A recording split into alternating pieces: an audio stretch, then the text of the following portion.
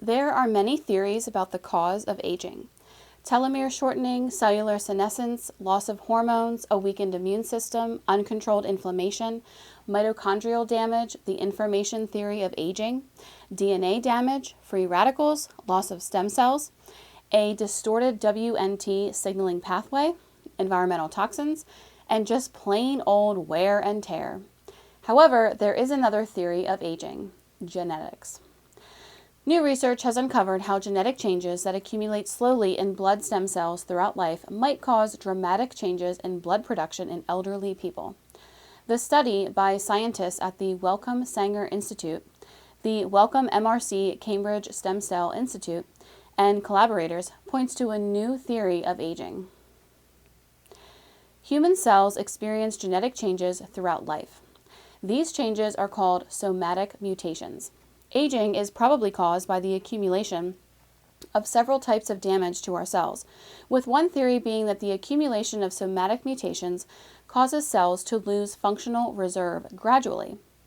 But it is currently unclear how such a slow accumulation of molecular damage could translate into the rapid degeneration of our organs' operations after age 70. To test this theory, the team studied the production of blood cells from the bone marrow, analyzing 10 individuals ranging in age from newborn to the elderly. They sequenced the entire genomes of 3,579 blood stem cells, identifying all the somatic mutations in each cell.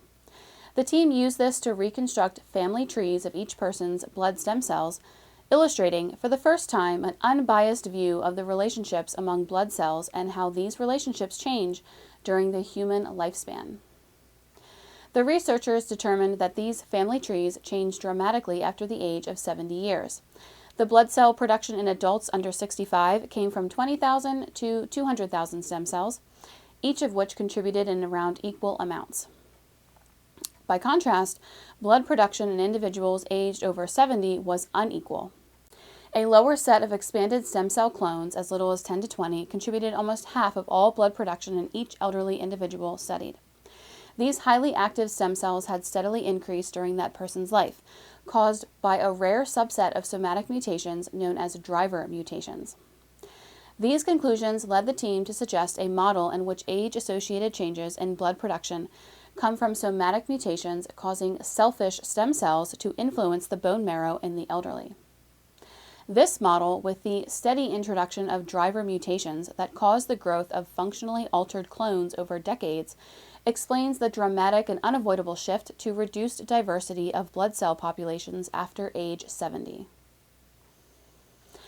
Which clones become dominant varies by each individual, so the model also explains the variation seen in disease risk and other developments in older adults.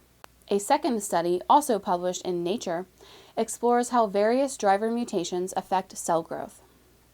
Dr. Emily Mitchell, hematology registrar at Addenbrooke's Hospital, PhD, a student at the Wellcome Sanger Institute and lead researcher on the study, said, quote, "Our findings show that the diversity of blood stem cells is lost in older age due to positive selection of faster-growing clones with driver mutations.